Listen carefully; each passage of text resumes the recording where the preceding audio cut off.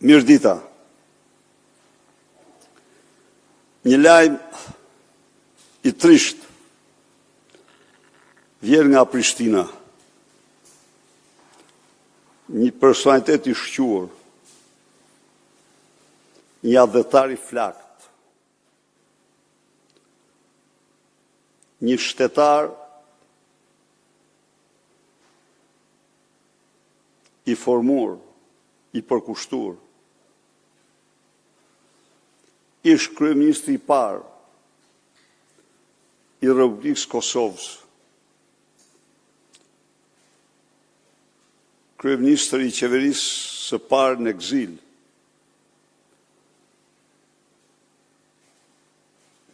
i Kosovës, bashkëpunëtori më i afërt, më i ngushtë i presidentit Rugova, Bujar Bukoshi, u nda sot nga jeta. Bujar Bukoshi dha një kontribut madhor në çështjen kombëtare, krahas presidentit Rugova.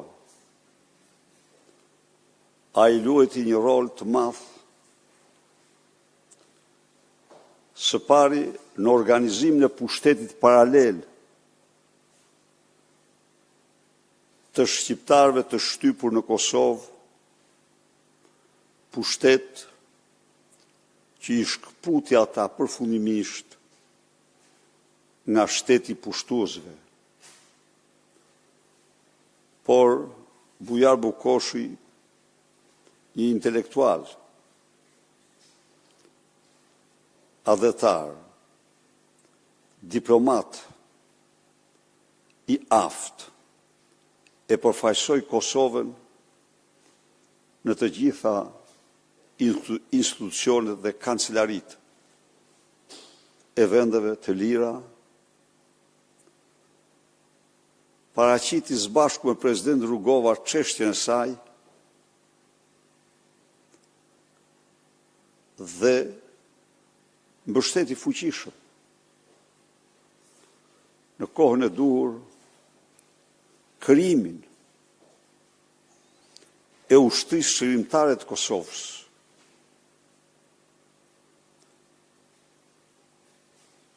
Ishte pikrisht në udhëheqjen e qeverisë së tij, të president Rugova dhe qeverisë së tij, koha në të cilën njësitë e para të saj ushtrie u stërvitën në qendra ushtarake të ndryshme të Shqipërisë. Ministria e Mbrojtjes kësaj qeverie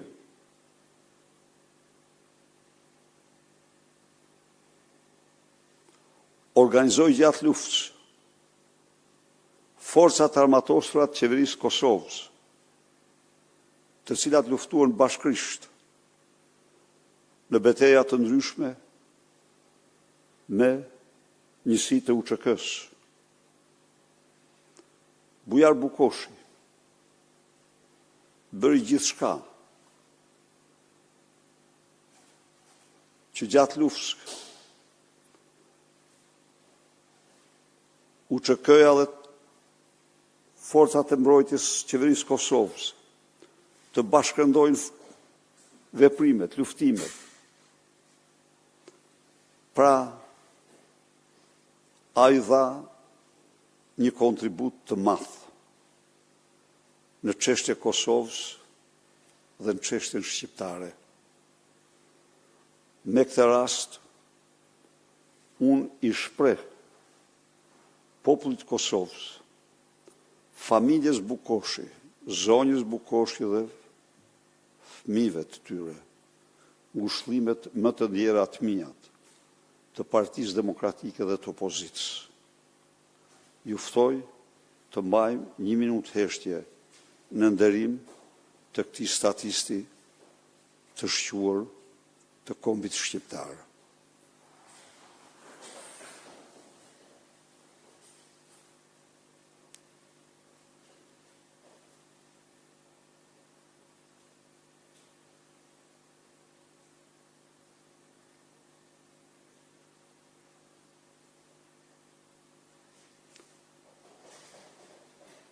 i paharruar kujtimi i tij. Tani, siç paralajmërova, është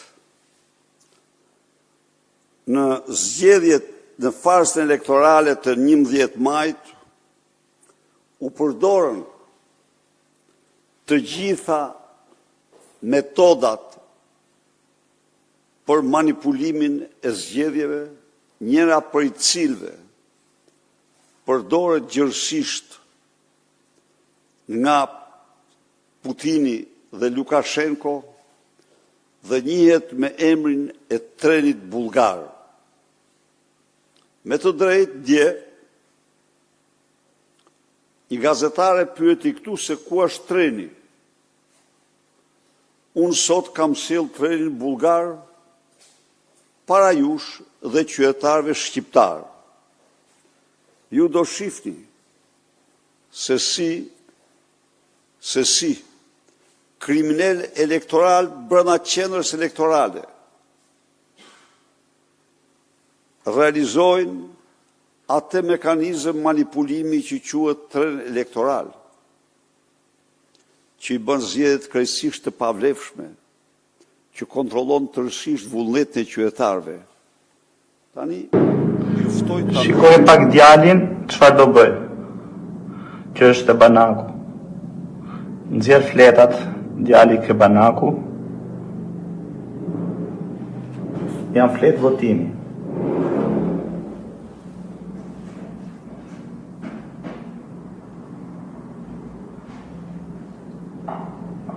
ai merr një fletë votimi e hudh në kosh. Me prishi njërën edhe hodhi në kosh në plerave. Tjetër, ose letër tjetër. Tani, vjen veprimi i dytë. Këta e fshehin, këta e rrinë këtu që ta maskojnë. Këta të dy janë bashkëautorë në krimit. Shite si e blokojnë. Pristë. Kali këtu.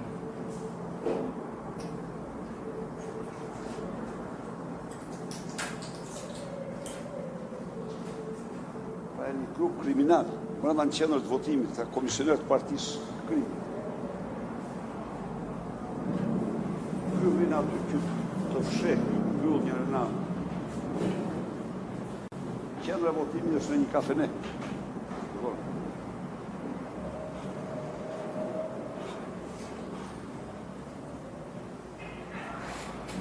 Kali, normal.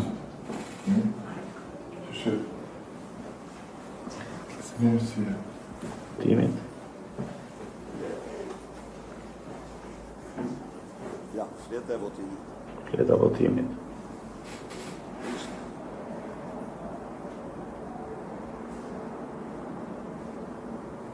Tani ai me rrugëzime.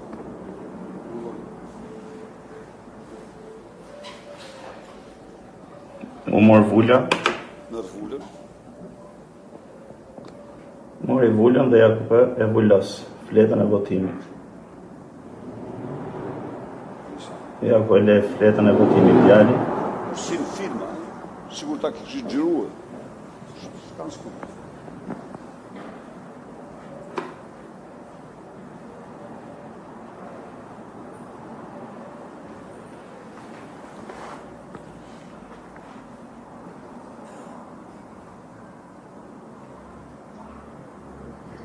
Tani vjen me vullën e dytë. Shkon tani merr dhe vullën tjetër. Ja ku është, vula tjetër. Po te fleta votimit, vendos vullën tjetër, për të përgatit trenin bulgar. E vullos.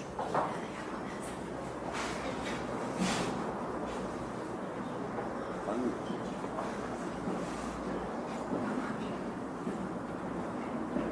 Jo. Shiko që do bëj me fletën tani.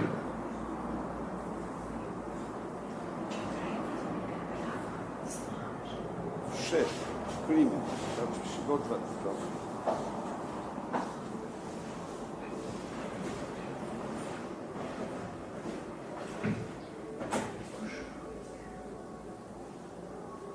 Ja ku e palas fletën e votimit e futi poshtë Banakut. e fut në Banak, poshtë, Prishtinë.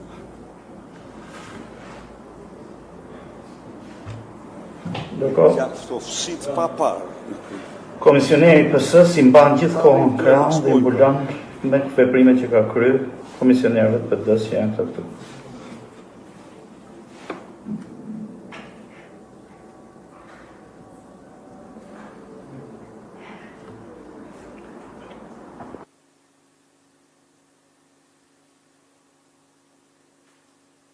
Është po ky.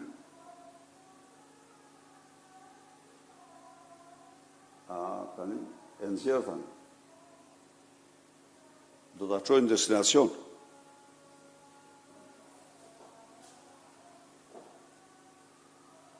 Voton.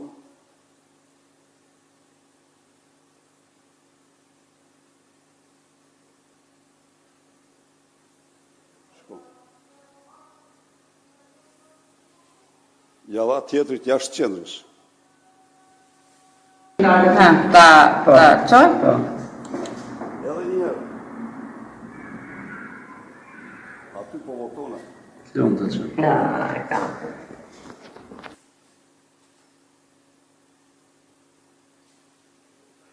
Pra, besoj se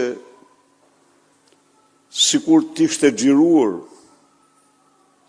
në një film demonstrativ, rast si ky,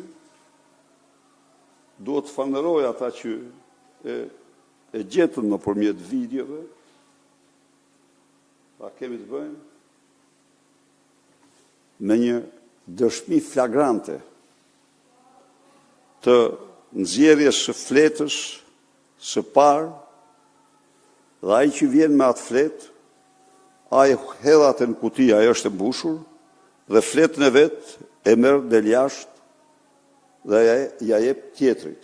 Dhe kështu me radhë garantohet rezultati, të gjithë detyrohen të votojnë fletën e mbushur.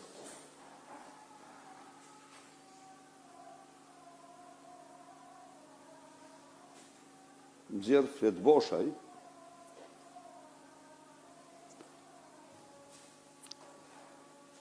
nuk besoj se len më shteg për dyshimin më të vogël,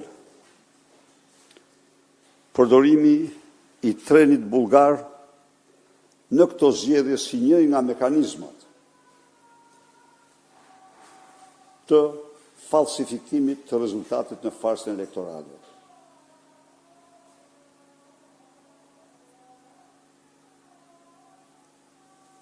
Pyetje.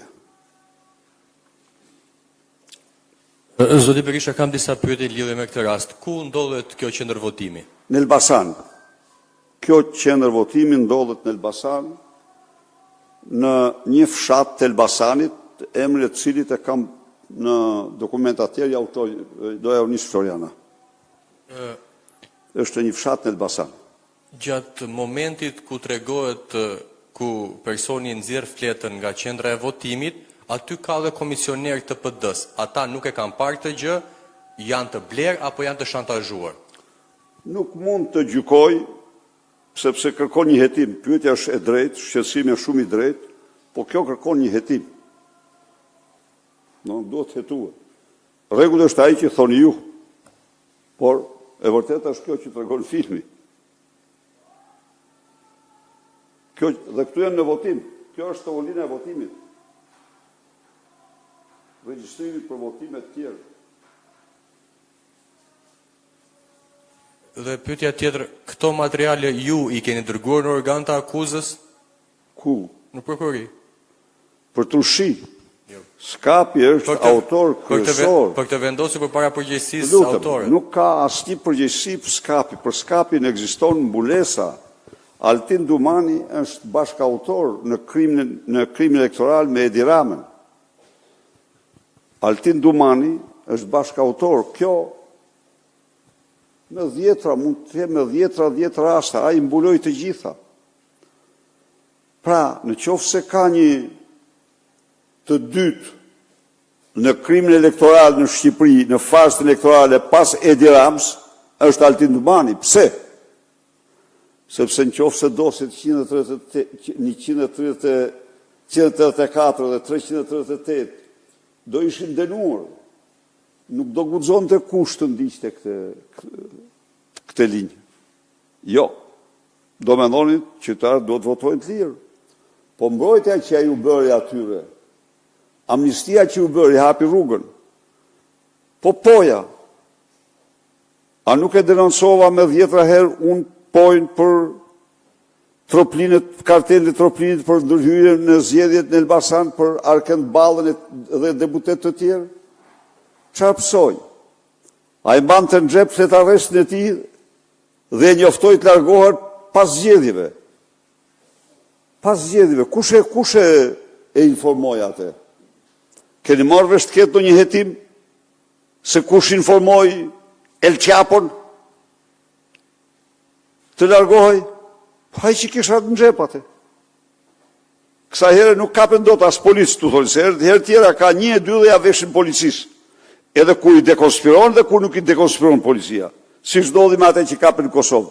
A i tha, jo, e kam nga skapi njoftimin. Edhe kish nga skapi. Këta jo e ka policia. Kësa herë nuk guxoj dot të thot policia, se e kishte në xhep vetë. Dhe kur u bë operacione, a i kishte një javë që kishte ikë. Ja kishte mbathur. Që ishte njoftuar.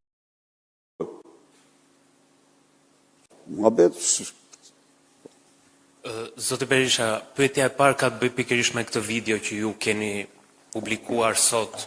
Tani këtu shfaqen vetëm disa copëza videosh. Ju e keni të provuar momentin e shkëmbimit të fletëve të votimit, apo edhe në kutin e votimit kur gjatë fenomenit të trenit bullgar, nxiret fleta e plotësuar dhe merret me vete fleta e paplotësuar për të vijoj fenomeni. Besoj se kjo gjë, një fletë e plotësuar, një fletë e vullosur, nxiret nga qendra e votimit pa u futur në kuti, është dëshmi absolute e trenit bullgar. Që të faktosh një minutë, që të faktosh tjetrën, duhet kesh kamera jashtë lokali të shohë atë që e merr. Po çfarë kemi të faktuar ne? Qendrat ilegale elektorale të Partisë Socialiste rreth qendrave të votimit, ku njerëzit shkonin dhe bënin shkëmbimet. Por nxjerrja e një flete të plotësuar, të vullosur, nuk mund të ketë kurrë asnjë arsye tjetër përveç trenit bullgar. Asnjë arsye tjetër. Ka ligje për administrimin e kësaj flete, ka shkel çdo ligj ai komisioner. Ka kryer krim të shëmtuar. Pra, a e din që është dokument ligjor fleta e votimit?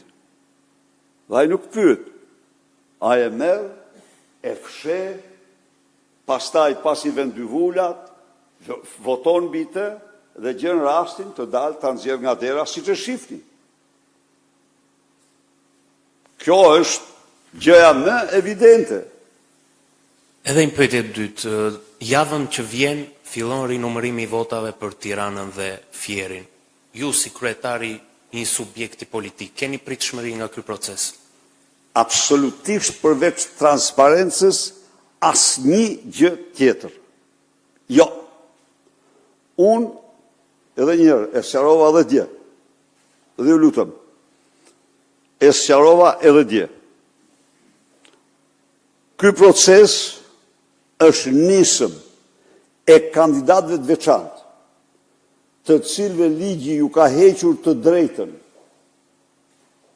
e mundësisë për të konsideruar në kërkesën e tyre dhe Partia Demokratike për hir të transparencës dhe jo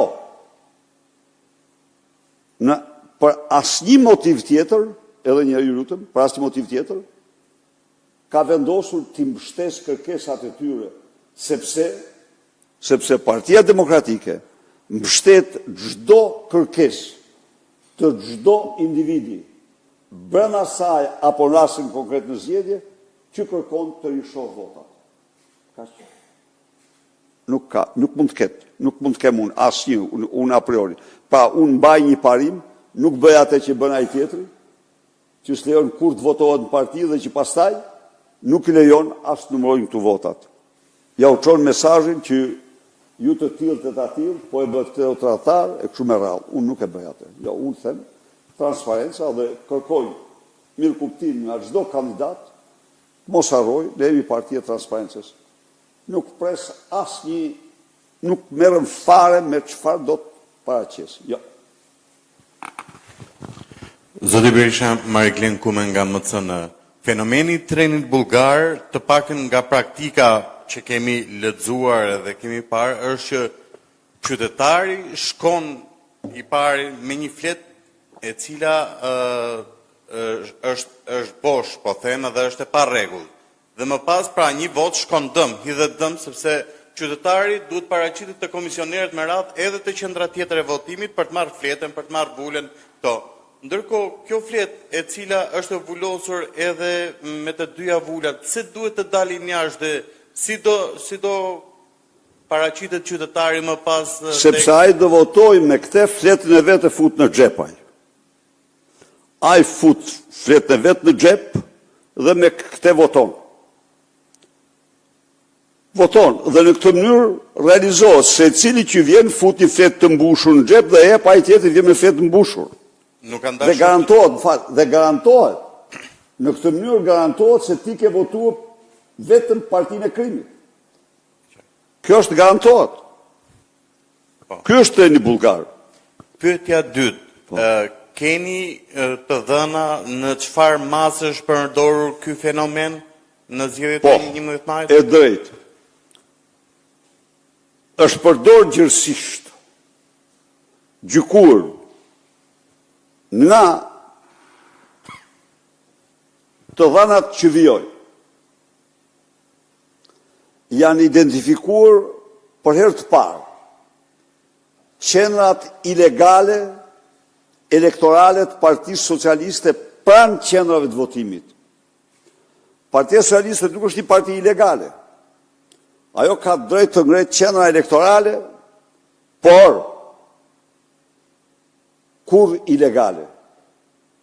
Me të gjithë dekorin e miratur, ligjor, me të gjitha rregullat. Partia Socialiste ka ngritur një mori të pafund qendra përreth qendrave të votimit, ku janë kap në flagrancë, siç i ke pa ti. Edhe drejtor të institucioneve qendrore, drejtor kryesor të institucioneve qendrore të vendit, duke u marrë me manipulimin e zgjedhjeve. Së treti,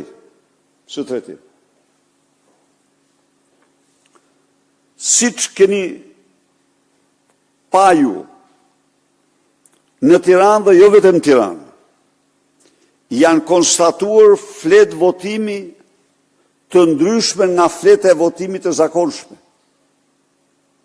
Dhe kjo është firmos edhe nga komisionerë socialistë, që këto fletë ndryshojnë. Kishin ato fletë apo jo, shenjat e sigurisë të vendosura nga kompania, ajo nuk merret vesh, sepse skapi i partisë mbyll çdo krim elektoral. Së fundi,